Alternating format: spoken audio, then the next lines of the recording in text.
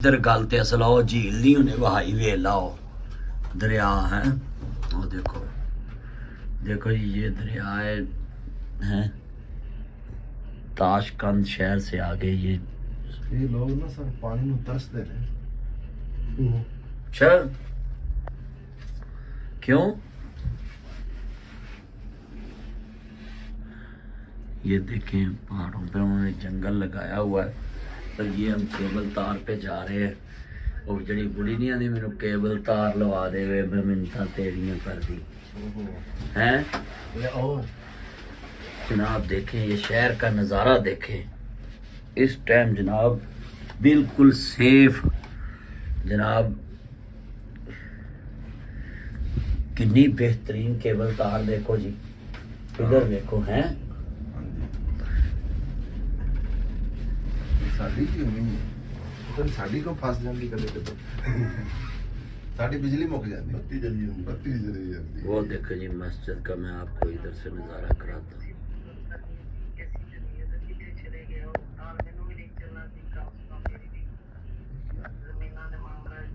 अच्छा अच्छा मैं क्या शायद कोई केबल जो आ रहा है किथों आ रही है। देखिए जी किवें सत असमान खलारे ने किवें जगमग कर दे तारे ने सूरज दे लशकारे ने किवें किरना चन्न नूरां दियां वाशाना। पानी का कलर देखो मुसलमानों असल नेचुरल कलर देखो इत्थे कोई कैमिकल नहीं पाया। वेख जनाब इस पानी का रंग वेख झील वेख हर तरफ पानी आ रहा है। झील कितनी लंबी है सारे ताशकंद नूं जा रही है। और तो अजीज़ा ने मन अर्ज करना चाह रहे हैं पिछे तेन एक शहर दिखा रहा वे जिदी खूबसूरती वेख के कौमां दा पता चलदा वे। ध्यान कर मेरा पुत्र टिकट लाइए पैसे हलाल कर दे ते अखां खोल के वेख एवें इनकार करी जाना सन।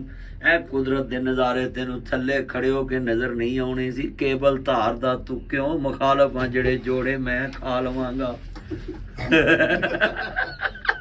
है ਸਾਰੇ ਇਹਦੇ ਉੱਤੇ ਬੈਠੇ ਆਪਾਂ ਕੀ। ਅੱਛਾ ਇਹ ਜਿਹੜਾ ਸੀ ਨਾ ਇਹ ਸਟਾਈਲ हाँ ਸੀ ਸ਼ਬੀਰ ਹੁਸੈਨ ਹਫਜ਼ਾਬਾਦੀ हाँ जी ਜਿਹੜਾ ਇਹਨਾਂ ਨੇ ਫੜਿਆ ਮੱਦੀ ਸਾਹਿਬ ते वेलो रेट होया कि नहीं क्या है।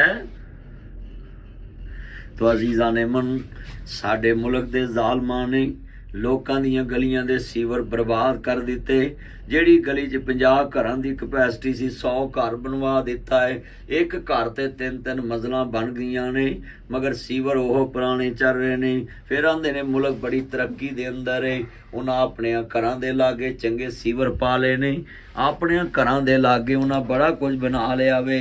ਕਿਤੇ ਜਨਾਬ ਜੀ ਅੱਡਾ ਪਲਾਟ ਤੇ ਚੌਕੀਦਾਰ ਕਿਤੇ ਜਨਾਬ ਜਾਤੀ ਉਮਰਾ ਤੇ ਕਿਤੇ ਜਨਾਬ ਨਹਿਰ ਦੇ ਉੱਤੇ जनाब जी साढ़े चौधरी अशरफ साहब ने बड़ा माल जमा करके टाउन का मालिक बन के नुक्कर ते बैठा वे।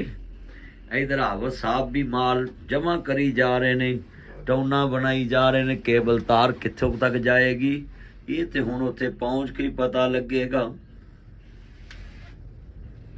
मैं जरा तुसी थोड़ी जी मेरी हेल्प कराओ मेरा चन्न मेरा मक्खन हाँ जी हेल्प कराओ जी। मुसलमान भाइयों सैर करया करो।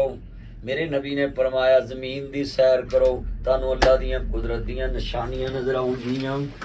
देखो नज़ारे जनाब जी इत्थे मैं इहो जिहा शेर पढ़ांगा मैं जुमला कवांगा वाह शाहना रब रहमान दियां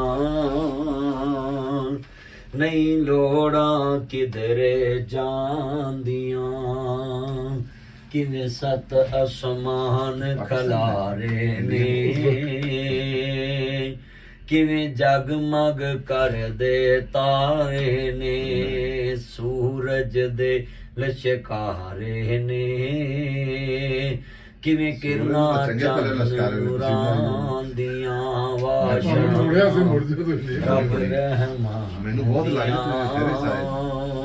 नहीं लोड़ा किधरे जांदियां जिते मर्जी बैठ पुकारी जाओ। ਤੂੰ ਰੱਬ ਨੂੰ ਆਵਾਜ਼ਾਂ ਮਾਰੀ ਜਾ। ਦੁਨੀਆ ਇੰਜੋਏ ਕਰਦੀ ਪਈ ਏ, ਕੋਈ ਇੰਜ ਨੂੰ ਜਾ ਰਿਹਾ, ਕੋਈ ਆ ਰਿਹਾ ਵੇ। ਵੇਖੋ ਜਨਾਬ, ਤੁਹਾਨੂੰ ਅਸੀਂ ਕੇਬਲ ਤਾਰ ਵਹਾ ਰਹੇ ਹਾਂ ਬਾਹਰ ਦੇ ਮੁਲਕ ਦੀ। ਇਸ ਵਲੋਗ 'ਚ ਬੜਾ ਕੁਝ ਵੇਖੋਗੇ।